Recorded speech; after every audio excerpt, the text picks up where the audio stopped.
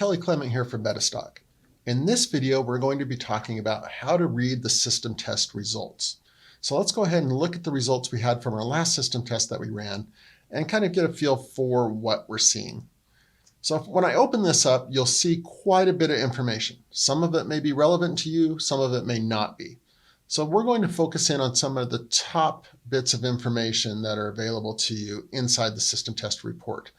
But if you get lost inside the system test results, the best thing to do is actually just go to the help. Anytime you're on any screen, just click help, and it's going to tell you about everything that you're seeing on that page, how to interpret it, and what to do with that information. So we're not going to go through and do definitions of every little thing. That's all built into the help for you. So I highly recommend that you take a look at the help and read what you're seeing here. But let's highlight some of the top bits of information. So up here, first of all, we did the MACD against Tesla. It tells us how many days we went across. So 750 daily bars, so 1,082 calendar days. So here is my profit from the trading. So when the MACD said buy, buy, when it said sell, sell. So we had 61,000 in profit for a 61% gain. This is what it would have looked like if we would have bought and held that stock. Now that's in hindsight, remember. So is system testing. It's in review. So we wouldn't have known that Tesla was going to perform like that. So we're traders. We're trying to gain the most out of it. So we want to learn what this stock looks like. Here's my total number of trades and my trade efficiency. My total profitable trade. So I had 72 winners over that time. My average profit was 1,600 per trade. Come down here, my average loss on my losers, I had 66 losers, was about 900. So much bigger wins than losses. Okay, so I can see my highest, most consecutive winning trades, most consecutive losing trades, maximum possible excursions. So there's a lot of information in here. And again, go to the help, look and see what might be relevant to you and how to interpret that data. Across here, we have orders. So these were all the orders that were placed, how much they cost, what they were, what was in that position. Here are the positions right here. So you can see those breakdowns across here. This tab right here is one of my favorite tabs.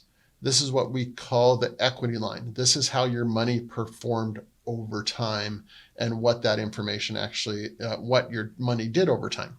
So here I started with $100,000. You can see that. And initially it didn't perform so well. It was kind of up and down for the first probably year. And then after that, probably what happened is Tesla started trending. Tesla's been moving up quite a bit at the time of this recording.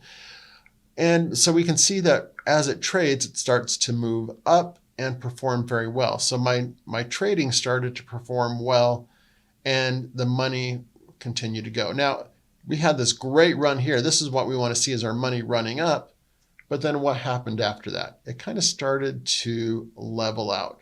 So not, as we're getting those trends, maybe it kind of maximized, reached a peak, and has kind of stayed at that level. Without looking at the chart, that's hard to know exactly, but we can see in the equity line how the system has performed over time. So once it kind of hit this 150 level, it kind of stayed there until recently. It's been kind of popping up and down a little bit again. So this is a great tab to look at and look at information on. And then finally up here is we have the system tab.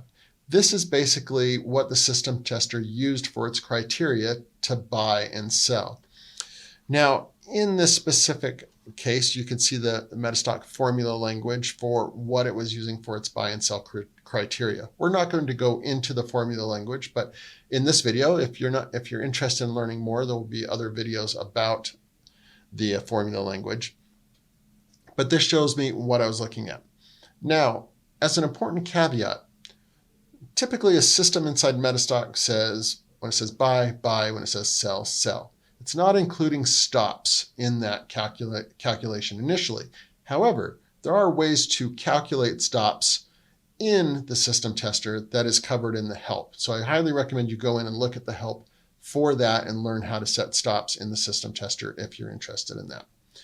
So in subsequent videos, we're going to be talking about testing a system against a list to see which one performs best, and we'll go from there. So keep watching for more information on the system tester, and I hope you found this video informative.